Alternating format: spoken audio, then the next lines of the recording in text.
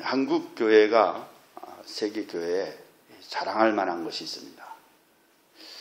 그게 뭐냐면 기도 생활입니다.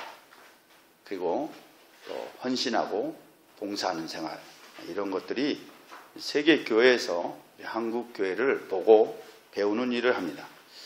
특별히 기도에 대한 것, 정평이 나 있습니다.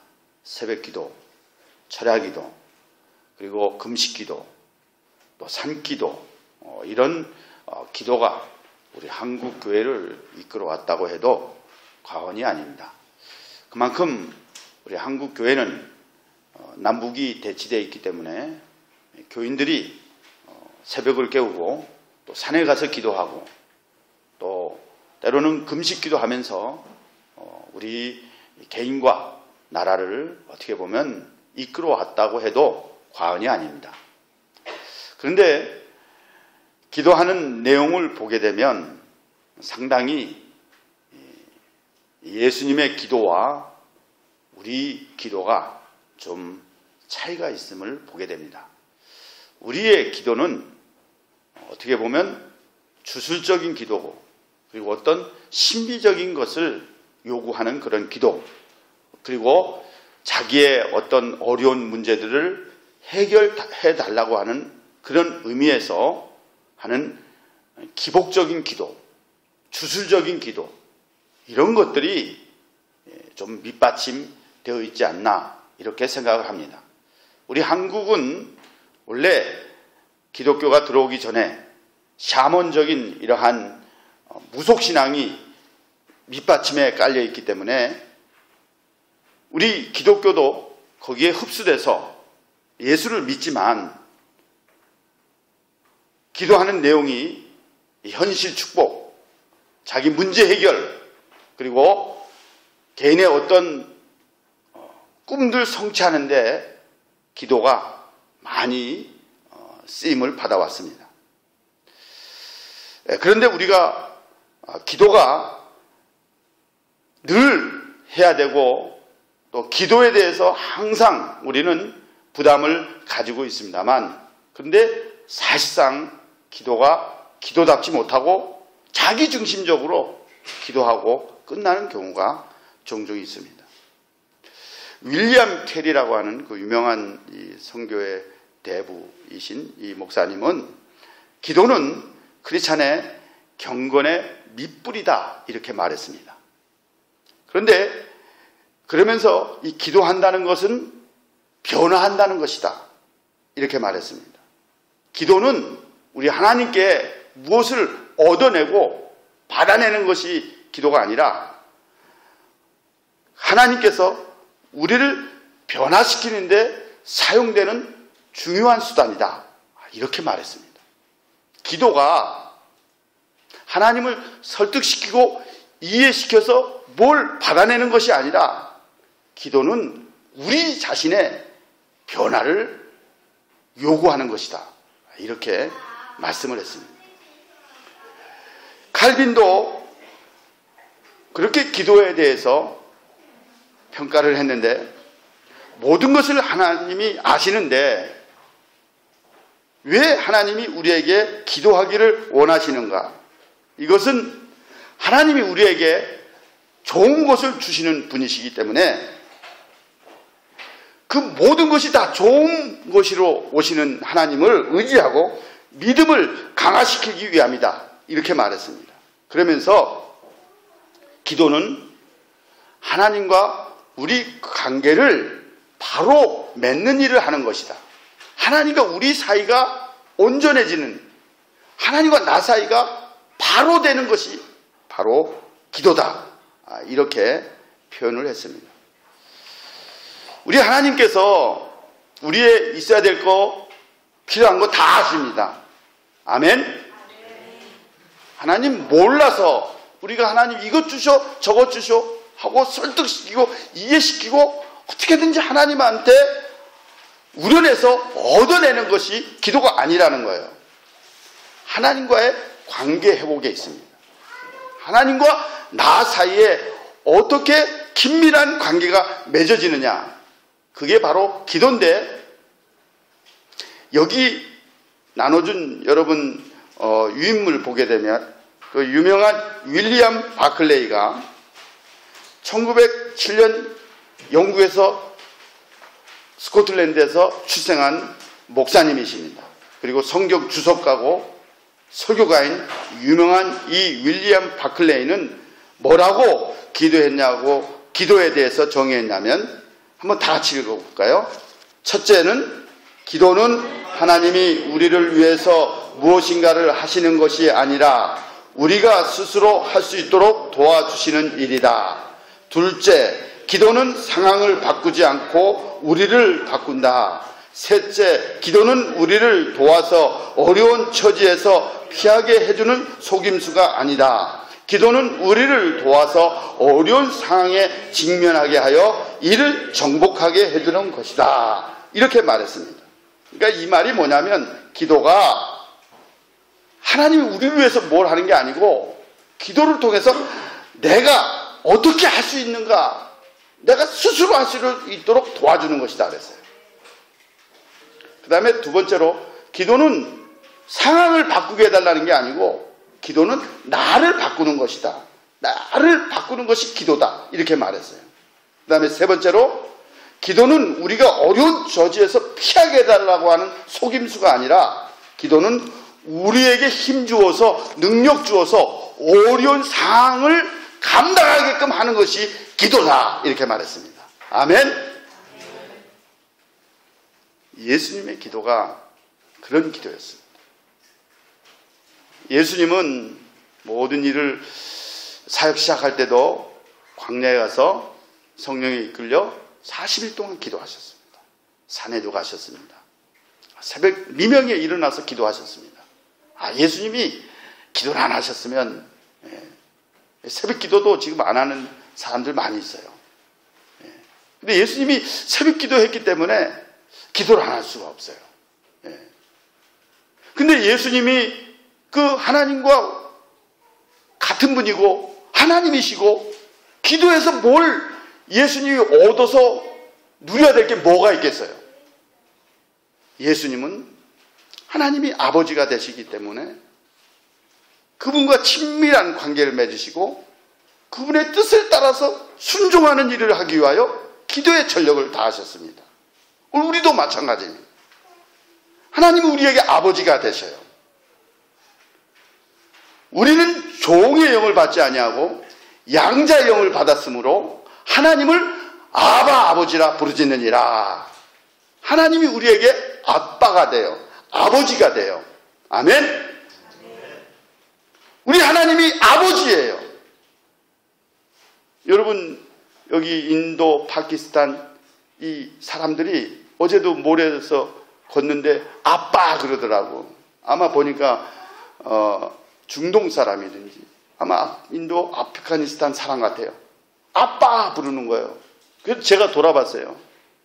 근데 내 자식이 아니더라고. 거기서 누가 나를 부르겠어요? 아빠예요. 만국 공통어예요. 아빠가. 여러분 하나님이 아버지예요. 만주의 주가 되셔요. 우리 있어야 될 거 다 지는 거예요. 예수님이 어떻게 기도하셨는가? 자, 첫째로 여기 보게 되면 예수님은 시험을 이기는 기도를 하셨어요. 자, 누가복음 22장 32절인데요. 여기 31절 시몬아 시몬아 보라 사단이 너희를 밀가부르듯 하려고 요구하였으나 같이 읽겠습니다. 시작. 그러나 내가 너를 위하여 내 믿음이 떨어지지 않기를 기도하였으니 너는 돌이킨 후에 내 형제를 굳게 하라. 22장 40절 시작.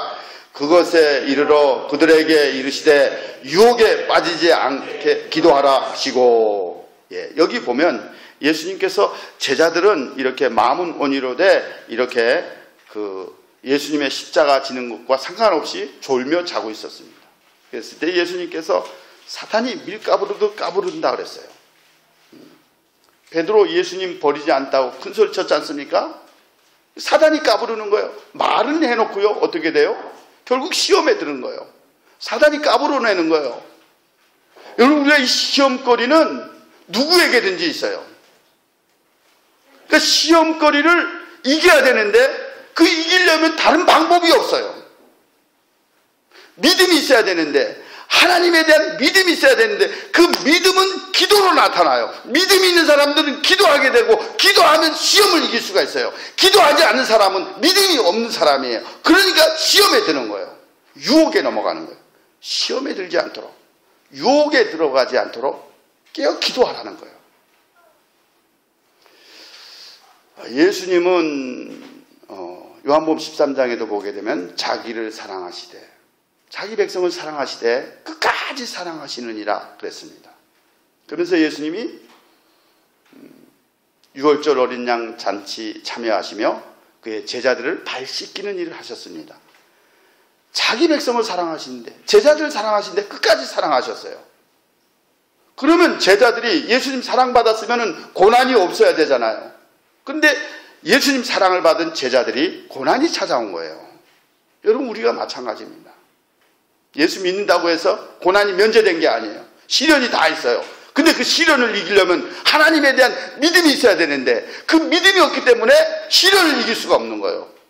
기도하는 건요, 하나님을 높이는 행위예요. 하나님 인정하는 행위예요. 기도하지 않는 사람 믿음이 없는 거예요. 그래서 시험에 드는 거예요. 베드로와 여러 제자들 어떻게 됐어요? 시험 들었잖아요. 예수님 부인하잖아요. 예수님 따라다니는 제자들이 그동안 그렇게 쫓아다녔으면서도 결국 기도 안 하니까 시험 들어서 나는 예수님 모른다고 부인하잖아요. 여러분, 우리가 기도해야 시험을 이깁니다. 유혹을 이길 수가 있습니다. 여러분, 이 기도가 얼마나 축복인지 모릅니다. 기도의 자리를 찾을 수 있기 바랍니다. 여러분, 어떤 시험이 있습니까? 어떤 유혹이 있습니까? 기도 외에는 이런 유가 나갈 수가 없어요. 기도해야 우리가 시험을 이길 수가 있어요. 이 정신적으로 사람들이 이 병든 거 얼마나 문제가 되는 줄 아세요? 손, 다리, 뼈가 부서지고 기부스를 하는 그게 문제가 아니에요. 정신적으로 병드는 거, 정신적으로 시험에 빠지는 게 이게 얼마나 무서운 병인 줄 아세요? 우울증이라는 게요, 범위가 다양해요. 여러분, 우리가 이번 주에도 일어났던 프랑스에서 출발한 저머닝스, 독일로 가는 저가행 비행기인데, 부기장이, 세상에 우울증을 앓고 있었던 거예요. 정신적으로 문제가 있던 사람이에요. 그런데 이 사람이 그렇게 약물로 이래서 지내던 그런 사람인데, 정신적으로 문제가 되니까 그냥, 기장이 잠깐 화장실 가는 사이에 문을 잠가버린 거예요. 그리고 자기가 핸들을 잡고, 그리고 누르면서 하강해가지고, 알프스 산맥에 그냥 150명을 죽여버린 거예요. 자기뿐만 아니라 거기 같이 탄 사람을 죽여버리는 거예요. 이 정신적으로 얼마나 문제가 많아요. 죽이는 거 아니에요, 이거. 자기뿐만 아니라 무고한 사람들을 죽이는 거예요. 이 시험거리가 얼마나 많아졌어요. 정신적으로 병들면 얼마나 문제가 되죠. 여러분, 우리가 그래서 하나님 앞에 나와야 돼요. 기도하는 자리 찾으십시오. 그 자리에 얼마나 축복인지 모릅니다. 하나님 찾아주시죠. 만나주시죠. 우리를 든든하게 하시죠. 시험을 이길 수 있도록 해주시는 그 하나님 의지할 수 있기를 바랍니다. 그 다음에 두 번째로 우리가 아버지의 뜻을 찾는 기도입니다. 이것은 십자가를 지는 기도입니다. 자, 여기 우리 누가복음 22장 42절입니다. 같이 읽겠습니다. 시작. 이르시되 아버지여, 아버지의 뜻이거든 이 잔을 내게서 옮기시옵소서. 그러나 내 원대로 마옵시고 아버지 원대로 하옵소서 하시니. 여기 보면 예수님께서 십자가를 앞에 두고 겟세마네 동산에서 이제 기도한 내용으로서 우리가 잘 아는 내용입니다. 아버지 원대로 하게 해달라. 나의 원대로 마옵시고 아버지 원대로 되게 하옵소서. 할 수만 있으면 이 잔을 내게서 지나가게 하옵소서. 예수님은 슈퍼맨이 아닙니다.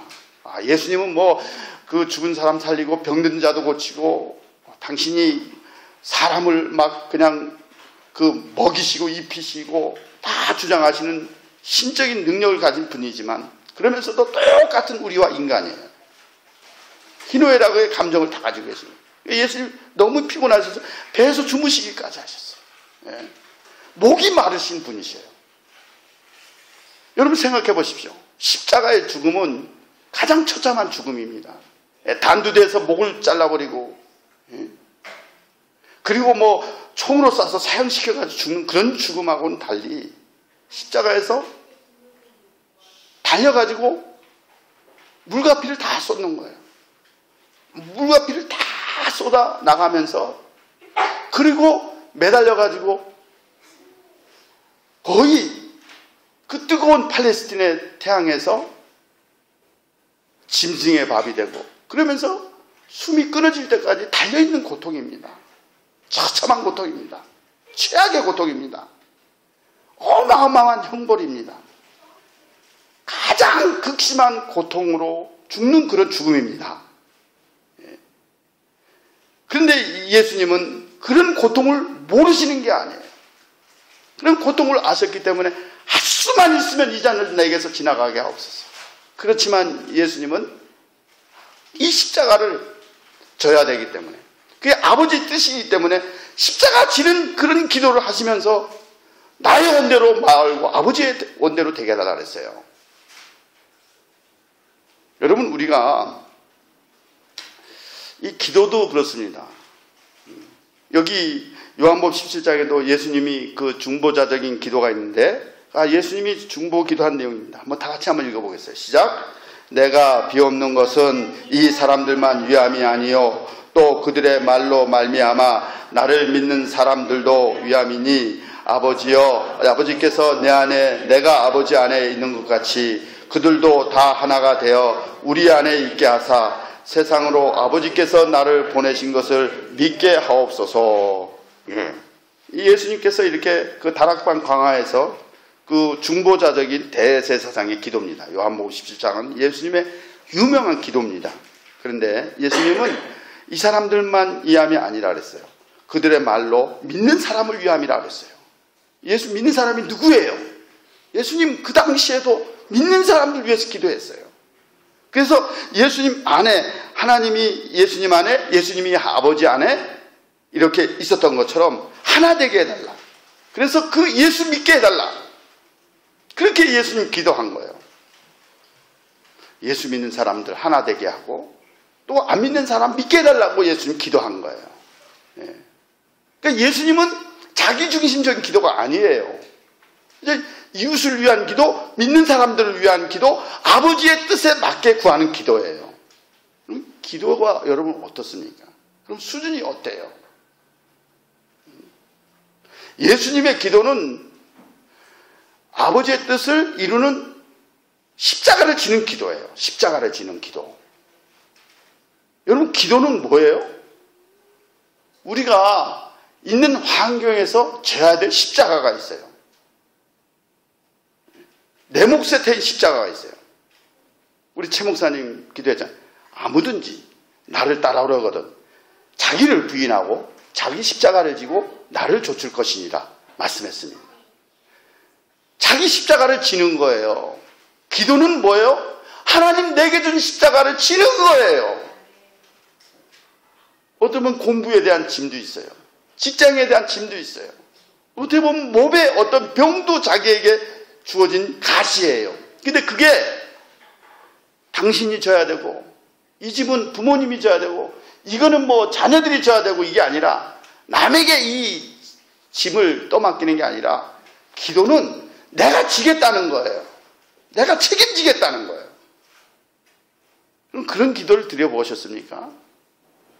그냥 안 되면 남의 탓하고, 정부 탓하고, 대통령 탓하고, 자기 지는 기도를 안 해요. 희생하는 기도를 안 해요. 예수님은 자기가 하나의 밀이 되는 기도였어요. 하나의 밀이 돼서 자기를 죽는 기도예요. 자기를 밀이 돼서 썩어지는 그런 기도예요. 하나의 밀이 땅에 떨어지면 어떻게 된다 그랬어요? 죽으면 많은 열매를 맺고 죽지 않으면 그대로 있다 그랬어요. 그래서 여러분, 우리가 기도할 때 자기가 져야 될 십자가 뭔가 하는 걸 깨달아야 돼요. 어렵죠. 힘들지요. 근데 하나님이 뭐예요? 내 몫에 태웠어요. 자기 몫에 태웠어요. 자기 몫에 태운 이런 십자가를 져야 돼요. 그래서 우리 믿는 사람은 그 십자가가 무겁지만은 어때요? 감당할 수가 있어요. 감당할 수가 있어요. 몸의 병도 마찬가지고 환경도 그렇고 누구 부모 탓도 아니고 누구 남의 탓이 아니에요. 하나님이 다 내게 맡겨준 짐이에요. 십자가예요. 잘 지고 갈 수 있기를 바랍니다. 그래서 우리가 이렇게 자기가 희생하는 짐을 지는 사람들 어떻게 돼요? 살아나는 거예요. 죽고자 하는 사람은 뭐예요? 사는 거예요. 살고자 하는 사람은 죽는 거예요. 자기 교만도 안 죽었죠. 자기 버릇도 안 죽었죠. 자기 습관도 안 죽었죠. 예수 믿는다고 하면서도 그대로야, 그대로. 하나 버린 게 없어. 희생하는 게 없어. 자기만 위하고 안 되면 다 당신 탓이고 남의 탓이에요. 예수님의 기도는 그게 아니에요. 자기가 지는 기도예요. 자기가 감당하는 기도예요. 그런 기도 얼마나 기뻐하시겠어요? 힘 안 주시겠어요? 도와주지 않을 거예요? 반드시 열매가 맺어지고 하나님의 축복이 나타날 줄로 믿습니다. 그다음 마지막으로 힘쓰고 애쓰는 기도입니다. 이것을 여기 보니까 땀이 땅에 떨어지는데 핏방울같이 됐다 그랬어요. 이 땀이 땅에 떨어지는데 얼마나 예수님 진액을 쏟아서 온 힘을 다 기울여서 기도했는지 생각해 보십시오. 이제 내일 아침이면은 이제 법정에 끌려가면서 도살장에 끌려가는 어린 양처럼 이리저리 끌려다녀야 되는데 그 십자가 지고 수치와 멸시와 그 천대와 그 고난을 당신이 받아야 되는데 인간의 몸을 가지고 있는 그 예수님이 당신이 힘을 얻지 못하면 그 일을 감당할 수가 없는 거예요. 그래서 기도하는데 겟세마네가 뭐예요? 기름을 짜다라는 말이에요. 기름을 짜는 거예요. 감람산에 있는 감람나무는 기름을 짜는 것처럼 당신이 몸에서 나오는 액체를 다 짜내는 거예요. 자기가 져야 될 십자가 때문에. 많은 백성들을 구원해야 될 아버지의 뜻을 이루기 위해서 예수님은 땀이 핏방울이 되도록 기도하는 거예요. 여러분 그런 기도 드려봤어요? 언제 여러분 기도해봤어요? 기도해도 뭐 그냥 편하게 그냥 쉽게 그런 기도 해봤죠. 낭떠러지 벼랑 끝에서 기도해 봤어요? 애절하게 기도해 봤어요? 통곡하는 기도 해 봤어요? 부르짖는 기도 해 봤어요? 하나님 살려달라고 기도해 봤어요?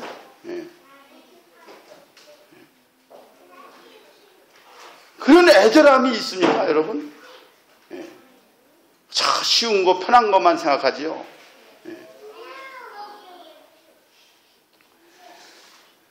여기 히브리서 5장에도 그랬습니다. 예수님의 기도를 히브리 기자가 잘 표현했어요. 다 같이 해봅시다. 읽어보겠습니다. 시작. 그는 육체에 계실 때 자기를 죽음에서 능히 구원하실 이에게 심한 통곡과 눈물로 간구의 소원을 올렸고 그의 경건하심으로 말미암아 들으심을 얻었느니라. 여기 보니까 죽음에서 능히 구원하실 이에게 심한 통곡과 눈물로 간구의 소원을 올렸다 그랬어요. 통곡 기도한 거예요. 엉엉 울면서 한 거예요. 땀이 막 떨어지는데 핏방울이 된 거예요. 사자가 도왔다 그랬잖아요. 사자가 도왔다 그랬잖아요. 예수 믿는다고 그냥 거저 믿음으로 구원 받는다 그러니까 거저 먹으려고 그래. 우리가 이 공기 얼마나 좋은 공기입니까? 자연 공기 얼마나 귀중합니까? 거저 받아 먹는 거 아니에요? 값싼 구원이 아니에요. 예수님 우리에게 베풀어 주시는 구원은 값싼 구원이 아니에요. 값이 비싼 구원입니다. 당신이 친히 희생의 십자가를 지고 땀 흘려 피 흘려 얻어놓은 구원이에요. 어마어마한 구원이에요. 엄청난 구원이에요. 여러분 교회 나와달라 교회 나와달라 그러니까 거저 그냥 교회 나온 게 아니에요. 여러분 하나님 은혜입니다. 축복입니다. 그래서 눈물이 있어야 돼요. 애통하는 게 있어요. 좀 애절함이 있어야 돼요. 스펄전 목사님은 마른 눈으로는 천국에 갈 수 없다 그랬어요. No coming to heaven. No coming to heaven. With dry eyes. 마른 눈으로는 뭐가 보여요? 마른 눈으로. 여러분, 마른 눈으로는요, 돈밖에 안 보이고 세상밖에 안 보여. 노는 거밖에 안 보여요. 마른 눈으로는. 예. 여러분, 언제 한번 눈물이 렌즈가 돼봤어요? 예. 여러분, 언제 애절하게 기도해봤어요? 언제 예수님 깊이 묵상해봤어요? 예수님 겟세마네 땀을 흘리며 기도한 걸 여러분 상상을 해보세요. 우리 구원을 위한 거예요. 우리를 지옥에서 건지기 위한 형벌을 예수님이 대신 받는 고통의 길을 가는 거예요.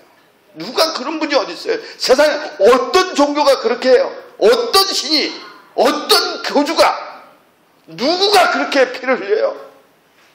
누가 그렇게 몸에서 피를 다 쏟아내요? 물을 다 흘려요? 어떤 교주가 있어요? 그런 신이 어디 있어요? 마른 눈만 가진 사람들, 멀뚱멀뚱 눈만 뜬 사람들. 하나님 나라 보일까요? 자기 죄를 보고 통곡해 본 적이 있어요? 자기 속에 있는 더러운 죄성을 본 적이 있어요? 얼마나 완악한지, 얼마나 교만한지, 자기가 얼마나 못됐는지 한번 눈물 흘려본 적이 있어요? 자기만 알고 대접받는 거 좋아하고 그런 것만 하는 이런 사람들 얼마나 많습니까? 예수 이용해서 복 받는 것만 생각하고 예수 이용해서 잘 되는 것만 생각하고 그런 사람들 얼마나 많습니까? 우리나라에 그 최초의 그 찬송가가 있어요. 최초의 찬송가 가사를 쓴 사람이 있어요. 그분이 1931년에 나온 신정 찬송가라는 편집위원이 있었는데 김인식이라는 분이에요. 이분은 1885년에 출생했다가 1962년에 돌아간 분이에요. 근데 그 찬송가 144장에 보게 되면 한번 올려보세요. 예수 나를 위하여 하는 그 찬송입니다. 근데 이 찬송 여러분들 보면 고난이란 이러한 찬송이고 찬송가 여기 보게 되면 왼쪽에 김인식이라고 써 있죠. 김인식. 이분이 최초의 그 찬송가를 작사한 분이에요. 그리고 오른쪽에는 니어 더 크로스라는 찬송입니다. 니어 더 크로스. 니어 더 크로스는 미국의 유명한 복음성가 작곡가인 돈 하워드, 그러니까 윌리엄 돈 하워드라는 사람이 쓴 것입니다. 하워드 돈. 이 사람이 곡을 붙인 것입니다. 근데 이 곡에 김인식이라는 당시에 20세 때 예수 나를 위하여 십자가를 질 때 세상죄를 지시고 고초당하셨네. 그 가사를 작사한 사람이에요. 근데 그 1905년이면은 우리나라의 가장 어려운 때입니다. 그때 을사조약, 을사늑약이라고 한 때인데 그때 뭐냐면은 일본이 우리나라와 그 고종황제하고 조약을 맺어가지고 대한민국을 강압적으로 보호한다는 명목으로 식민지를 하려고 하는 그런 조약을 맺을 때입니다. 굉장히 그 어려운 때 민족이 아주 이제 일제하에 조약에 이제 들어가서 일제가 우리나라를 이렇게 식민지하는 그런 계약을 맺을 때입니다. 얼마나 슬펐겠습니까? 얼마나 어려웠겠습니까? 나라가 막막하고 어려운 그런 때입니다. 그런데 이때 자결한 사람도 있었는데 민영환이라는 사람은 그가 고국민세에서 이런 글귀를 남겼어요. 결코 실망하지 마십시오. 결코 실망하지 마십시오. 한국에는 그래도 장래 희망은 예수 종교밖에 없습니다. 정말 우리를 위로해 줄 분은 예수밖에 없습니다.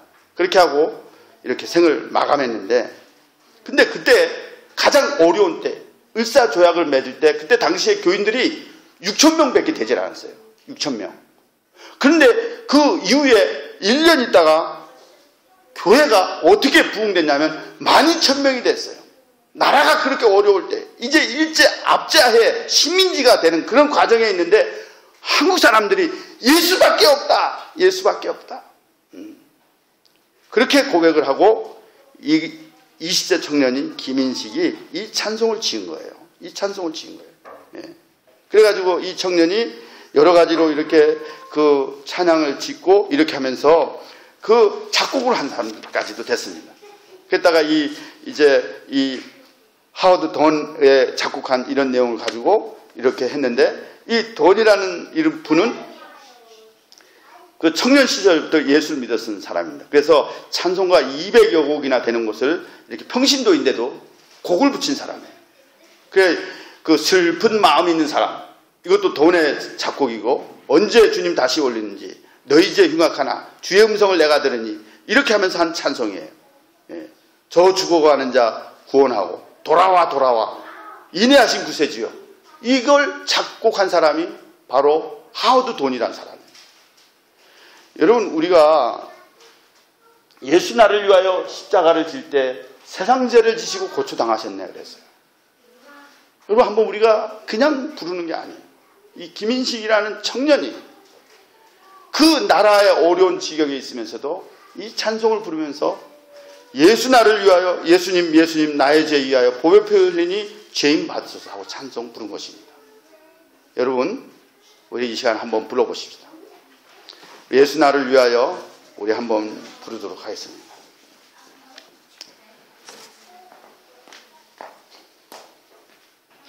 우리 1절, 2절 한번 부르겠습니다. 뜻을 생각하면서 부르겠습니다.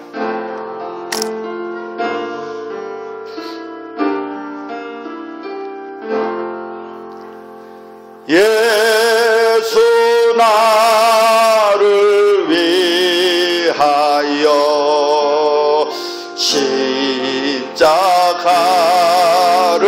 질 때 세상 죄를 지시고 고쳐 당하셔. 예수님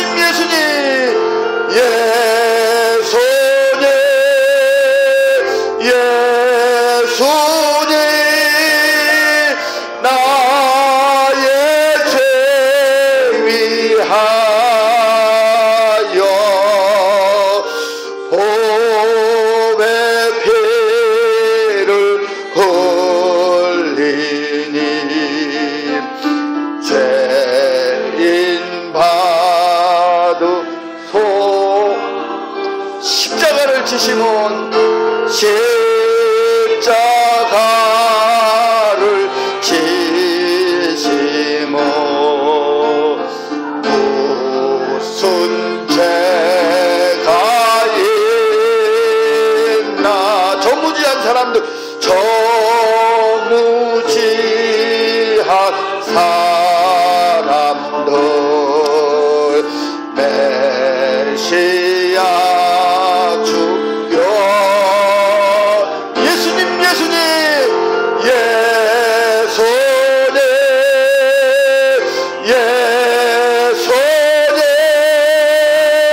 나의 죄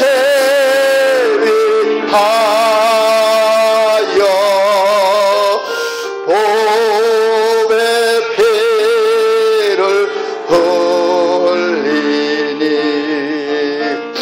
죄인 받으소서.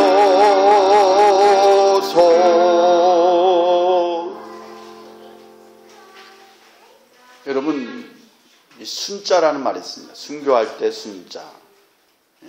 나라를 위해서 죽은 사람을 가리켜서 순국이라 이렇게 합니다. 직장에서 하도 일을 많이 해서 이렇게 죽은 사람을 순직이라 이렇게 말합니다. 믿는 사람이 예수님 때문에 죽는 사람을 가리켜서 순교라고 합니다. 얼마나 예수님 가치 있는 죽음입니까? 얼마나 영광스러운 죽음입니까? 여러분, 이 시간에 우리 다 같이 한번 기도하십시다. 우리가 예수님을 정말 인격적으로 만났습니까? 그분 앞에 정말 두 손 들었습니까? 두 손 들고 항복했습니까? 죄인이라 고백했습니까?